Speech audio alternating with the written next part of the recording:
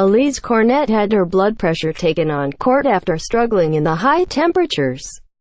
Australian Open organisers have defended the decision not to stop play for extreme temperatures during the tournament after player criticism. Temperatures on Day 5 reached 40 C in Melbourne, while six-time champion Novak Djokovic called conditions brutal and right on the limit on Thursday. Officials said they came close to enforcing their heat rule on Friday, which would have halted play. Director Craig Tiley said, "We are, at the end of the day, an outdoor event." Quote, he added, "We want it to stay an outdoor event as long as possible, but at the same time ensuring that the health and well-being of players is taken care of." Quote, the extreme heat policy at the Australian Open does not use a simple maximum heat, rather a combination of factors including temperature, humidity and wind speed. It was last enforced in 2014 when play was suspended after Melbourne had 3 consecutive days with temperatures above 40 C. On Friday, France's Elise Cornet had to have her blood pressure taken by a doctor during her defeat by Elise Mertens.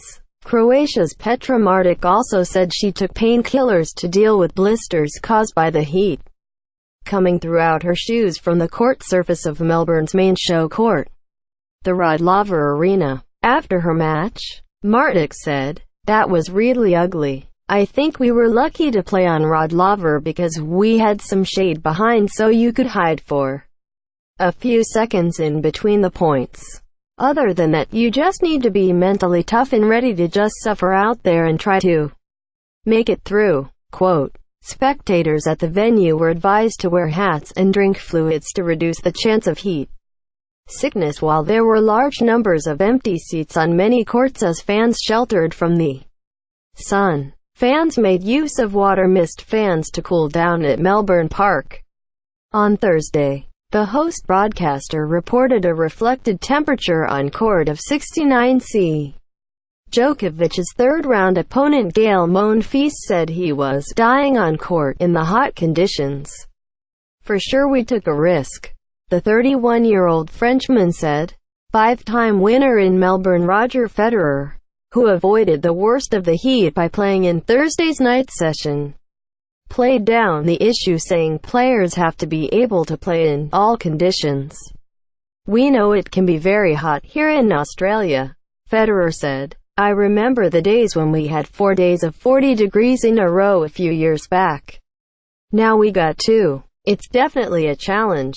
Quote, not a great spectacle. BBC commentator David Law, who was watching British number 2 Kyle Edmund's 5-set marathon in the severe heat, said the matches were not a great spectacle because of the conditions.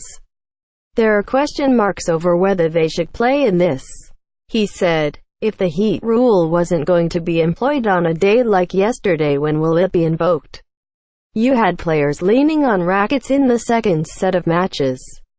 Super fit athletes struggling to carry on. It wasn't a great spectacle." Quote,